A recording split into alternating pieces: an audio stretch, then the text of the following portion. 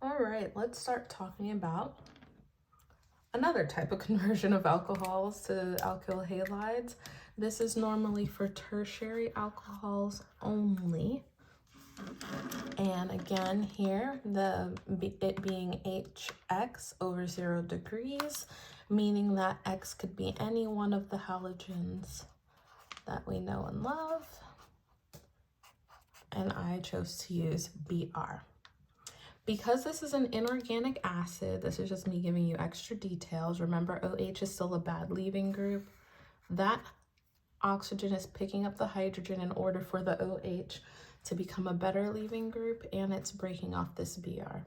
This part of the reaction is always slow. When this happens next, you're going to see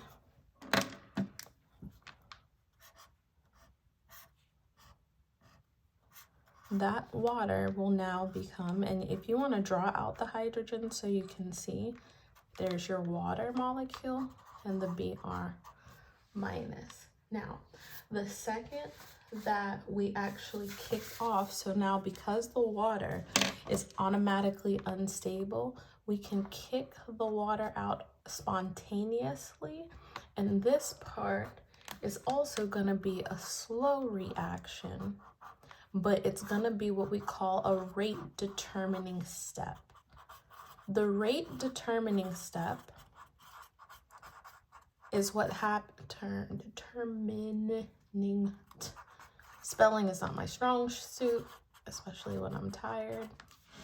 So what happens is now when I cause the water to leave, I am going to be creating a carbocation intermediate.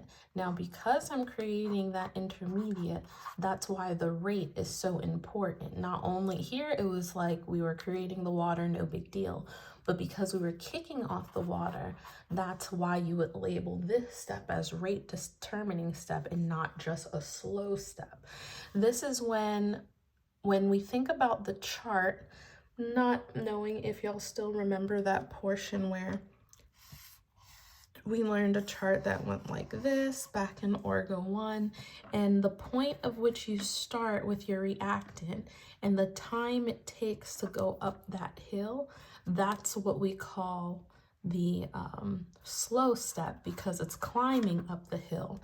And the bigger this is, we call that our EA large, which means our activation energy is large. So if you write slow and rate determining step, you may want to write EA large right here. So that lets them know, we know that it took a lot of time to get this process to even happen.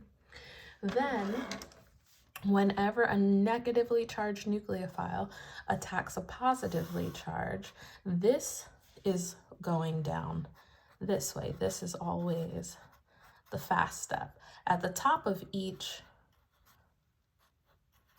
hill is going to be your transition states. Here in the middle, that low one, that's your carbocation intermediate. So when this attacks that group, I am now left with what I want to see. That's a really bad ethyl. Sorry, guys.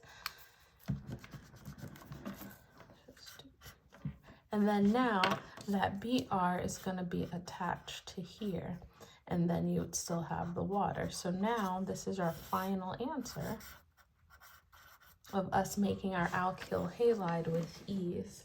Now just remember, sometimes really understanding those graphs, and there's different types of graphs for each structure. This one is not the specific graph that goes with this mechanism. This is just a general understanding for this one, because the other energy diagram is definitely built with 3 transition states, and it has a lot more going on. There's different activation energies throughout. But either way, that is the generic version of what you need to know for converting tertiary alcohols into alkyl halides.